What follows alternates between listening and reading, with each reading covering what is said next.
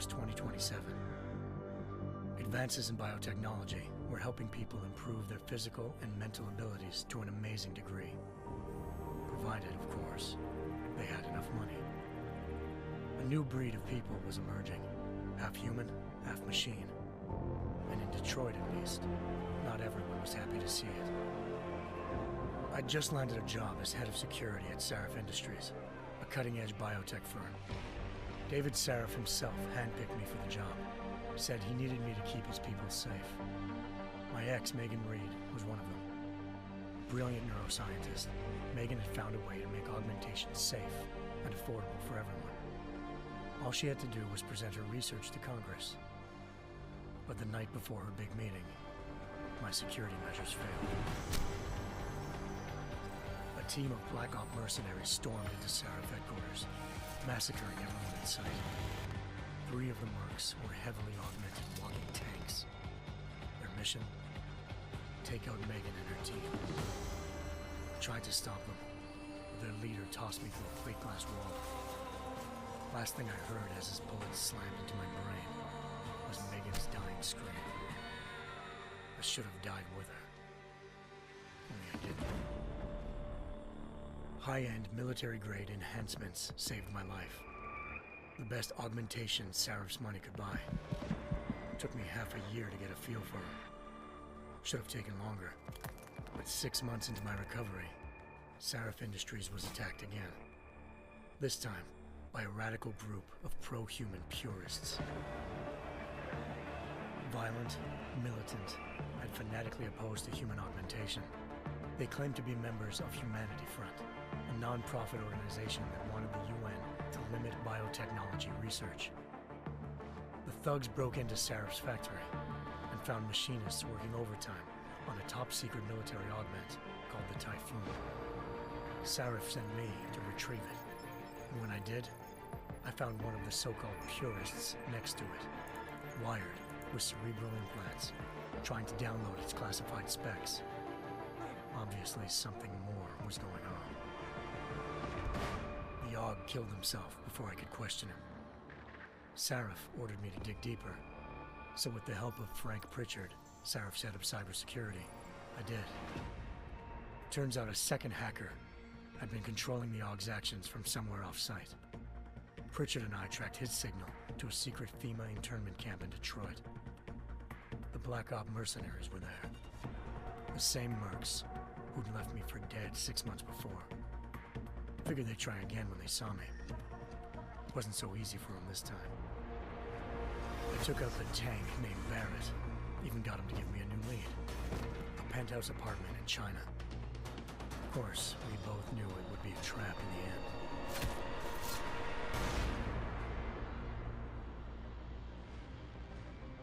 Hengsha Island, China. Home to a city so crowded, they had to build a second city on top of it. Trying to find clues in Hengsha wouldn't be easy. Lucky for me, I wasn't alone.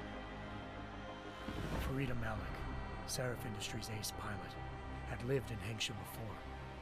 A good person to have on your side. She knew enough about the place to get me around. Malik dropped me in the lower city, close to the penthouse Barrett had told me about. Bell Tower Associates, a private security firm under contract to the Chinese government, had agents tossing the suite when I arrived. Just not for the reason I'd been expecting. Turns out the man who lived there was a criminal hacker named Van Bruggen. The same hacker who'd been remotely controlling the AUG in Sarif's factory. Van Bruggen's panicked decision to force the man to commit suicide had been a mistake. Now his mercenary partners were gunning for him, and I needed to find him before they did. Locating Van Bruggen meant playing nice with the Triads, Hengsha's organized crime lords. They had the hacker holed up inside a low-rent capsule hotel.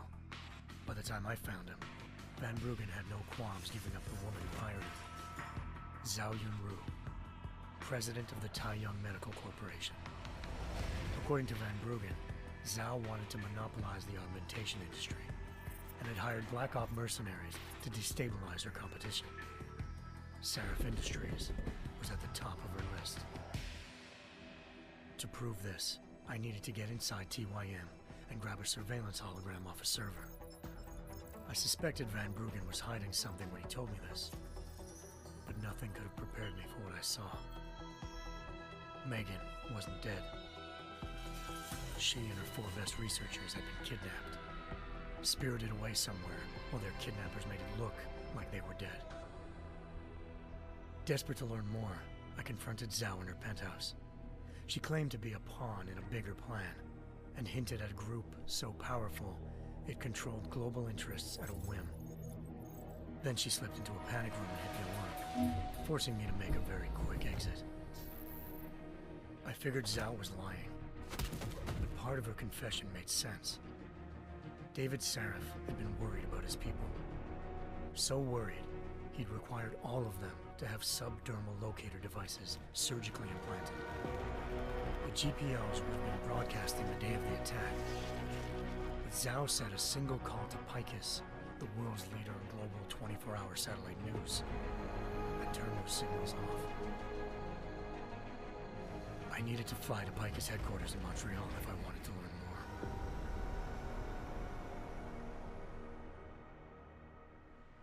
Eliza Cassan, Pacifist Communications' First Lady of News. Malik thought I was reaching when I told her Eliza was involved in this. The world's most famous news anchor, working with a mercenary hit squad. But when I confronted Cassan in her office, she freely admitted to jamming Detroit's satellites the night Megan's team had been taken. Said she's just been following her commands. I suspected she wanted to say more. But Black Op mercenaries showed up looking to shut us both down. And just like that, the Eliza I'd been talking to disappeared. The Mercs were led by an augmented killer I crossed paths with twice before, Fedorova, a woman who'd made silence her best friend. She waited for me to track Eliza's transmission to a secret server room underneath the Pacifist complex, then jumped me from behind. A deadly fight ensued. I made sure she never moved silently again. With Fedorova down and no one left to keep Eliza quiet, she reappeared. Turns out Picus's First Lady of News wasn't a lady at all. She was a sophisticated AI program, engineered to monitor data streams and control what people believed. Eliza told me the Mercs had brought in a Humanity Front doctor named Isaiah Sandoval to remove the scientist's implanted tracking devices while Detroit's satellites were down. She also told me to speak to David Sarif if I wanted to learn more. By the time Malik and I got back to Detroit, tensions between normal and augmented citizens had reached a flashpoint. Riots were breaking out in several cities, and the UN was being urged to intervene. Sarif was trying hard to convince Hugh Darrow, the inventor-turned-philanthropist who'd once been a leading proponent of enhancement technologies, to help stop a possible regulatory vote. Sarif had a lot riding on Darrow. Megan's discovery would have given millions of people the chance to evolve beyond their normal human abilities, and at the same time catapulted Sarif Industries to the top of the Fortune 500. According to Sarif, Megan's kidnappers knew this, and didn't want people evolving unless they controlled how it was done. He called his enemies Illuminati, and urged me to keep searching. Determined to do so, I tracked down Sandoval via America's most outspoken augmentation opponent, Bill Taggart, Sandoval's boss and founder of Humanity Front. Sandoval admitted to operating on Megan's team when I confronted him, but said he hadn't removed their GPLs. He'd merely switched them to a different frequency. Pritchard was able to trace one of the signals to China. Malik and I immediately took off in pursuit. Unfortunately, the Illuminati were one step ahead.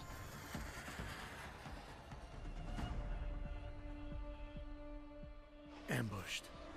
Shot out of the sky by Bell Tower Associates, seconds after entering Hengsha's airspace. Malik's piloting skills saved me.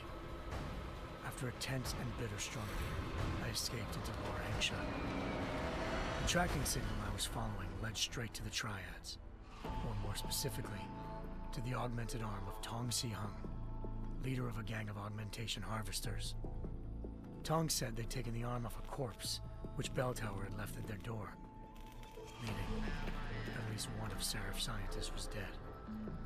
Maybe not the rest of them, though. Tong pointed me to a port used for human trafficking and helped me slip aboard a bell tower ship. It was sailing to Rifleman Bank Station, a military base in the South China Sea. Bell Tower was holding kidnapped civilians as prisoners there, and using them to perfect the Hyron Project, a human-computer interface that left most of its test subjects dead. My search for Megan would have ended then, if not for a mysterious ally named Quinn. In exchange for my help exposing Bell Tower, he slipped me aboard a second ship headed to Singapore and an Illuminati-run biotech facility called Omega Ranch.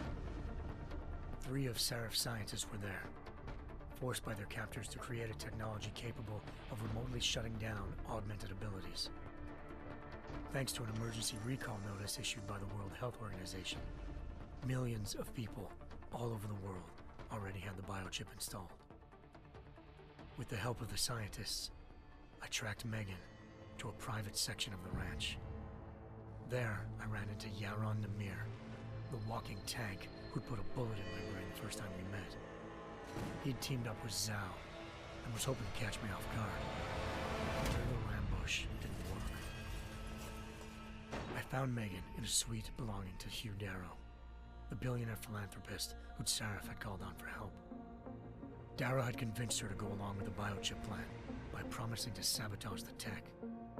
As she was explaining this, Darrow appeared in a global broadcast, telling the world that augmentations would be the death of mankind. Then he activated the biochips to prove his point. All over the world, augmented people flew into a killing frenzy. Darrow had betrayed everyone, and it was up to me to set things right. To do it, I had to reach Panchaea, a massive installation in the Arctic Ocean. As I raced through corridors built by an all-augmented workforce, I saw death and destruction firsthand. By the time I shut down Darrow's broadcast, I knew the damage he'd done. Still, humanity's future remained unclear. How would the world react to this sabotage? Would people ever regain their faith in augmentations again? What would be the Illuminati's next move? Only time could give us the answers.